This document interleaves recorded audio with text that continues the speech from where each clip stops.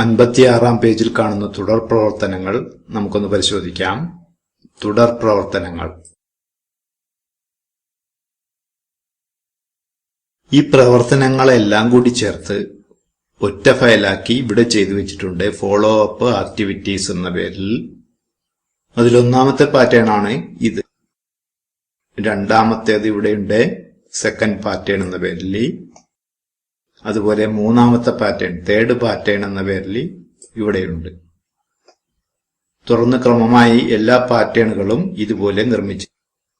ഏറ്റവും ഒടുവിലായി flower like shape എന്ന് പറഞ്ഞ ഒരു പാറ്റേൺ കൂടി ഇവിടെ ചേർത്ത് കൊടുത്തിട്ടുണ്ട്. ആദ്യം നമുക്ക് എല്ലാം കൂടി ഒന്ന് പ്രവർത്തിപ്പിച്ചു നോക്കാം. റൺ മൊഡ്യൂൾ എന്നതിൽ ക്ലിക്ക് ചെയ്യുന്നു. സേവ് ചെയ്തിട്ടില്ല, അതുകൊണ്ട് ഓക്കെ എന്നതിൽ അടിക്കുന്നു സേവ് ചെയ്യാൻ വേണ്ടി.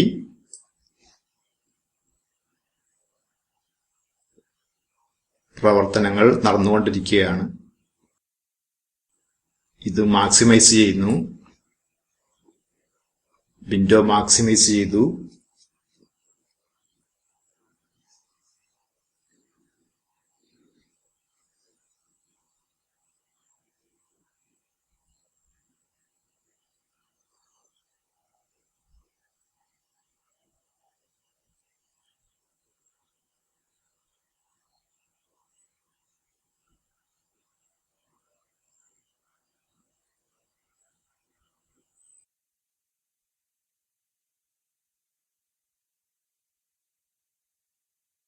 വളരെ ലളിതമായ കോഡുകൾ ഉപയോഗിച്ചാണ് ഈ പ്രോഗ്രാം ചെയ്തിട്ടുള്ളത്.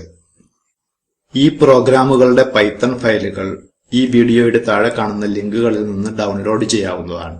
അങ്ങനെ ഡൗൺലോഡ് ചെയ്ത് പ്രവർത്തിപ്പിക്കുമ്പോൾ ഒരു കാര്യം ശ്രദ്ധിക്കുക, ഇതുപോലുള്ള ഹാഷ് അടയാളത്തിന് ഉള്ളിൽ ചേർത്ത് കൊടുത്തിട്ടുള്ള കാര്യങ്ങൾ പ്രോഗ്രാമുമായി ബന്ധമുള്ളതല്ല. ഇപ്പോൾ നമ്മൾ പൈത്തൺ ഉപയോഗിച്ച് ധാരാളം ഗ്രാഫിക്കുകൾ ചെയ്തു. എന്നാൽ പൈത്തന്റെ പ്രധാന ഉപയോഗം ഇതല്ല. സോഫ്റ്റ്വെയറുകൾ നിർമ്മിക്കുന്നതിനും മറ്റുമാണ് കൂടുതലായി പൈത്തൺ ഉപയോഗിക്കുന്നത്. ചെറിയൊരു കാൽക്കുലേറ്റർ സോഫ്റ്റ്വെയർ കൂടി പരിചയപ്പെട്ടുകൊണ്ട് നമുക്കിത് അവസാനിപ്പിക്കാം. ആപ്ലിക്കേഷൻസ് എന്നതിൽ ക്ലിക്ക് ചെയ്യുന്നു. പ്രോഗ്രാമിംഗ് എന്നതിൽ ക്ലിക്ക് ചെയ്യുന്നു. ഐഡിൽ 3 എന്നതിൽ ക്ലിക്ക് ചെയ്യുന്നു. ഫയൽ, ഓപ്പൺ എന്നതിൽ ക്ലിക്ക് ചെയ്യുന്നു. ഡെസ്ക്ടോപ്പ് സെലക്ട് ചെയ്യുന്നു. കാൽക്കുലേറ്റർ എന്നത് ഓപ്പൺ ചെയ്യുന്നു. ഇതിനുപയോഗിച്ചിട്ടുള്ള കോഡുകൾ ശ്രദ്ധിക്കുക. ഗ്രാഫിക്സുകൾ പ്രവർത്തിപ്പിച്ചതുപോലെ ഇതിനെയും നമുക്ക് റൺ എന്ന മെനുവിൽ നിന്ന് പ്രവർത്തിപ്പിച്ചു നോക്കാം. Run module. കാൽക്കുലേറ്റർ ഓപ്പൺ ആയിരിക്കുകയാണ്. ഇനി ഇതിൽ ഗണിതക്രിയകൾ ചെയ്തു നോക്കാം. 12 ഗുണം 12 സമം 144, 456 കുറയ്ക്കണം 325 സമം